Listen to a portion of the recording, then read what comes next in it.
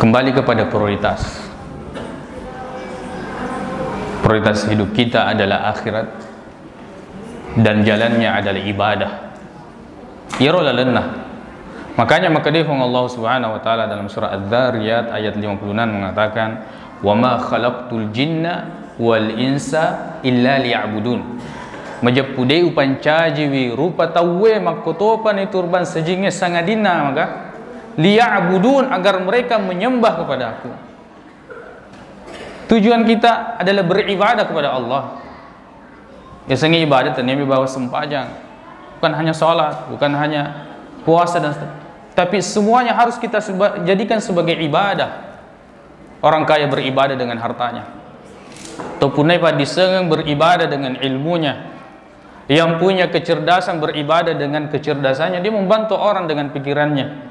Yang memiliki kekuatan dia beribadah dengan kekuatannya, membantu orang-orang yang sulit. Yang memiliki jabatan dia beribadah dengan jabatannya. Semua potensi yang diberikan oleh Allah itu bisa dijadikan ibadah. Karena itu tujuan kita diciptakan oleh Allah Subhanahu wa taala. Wa ma khalaqtul jinna wal insa illa liya'budun.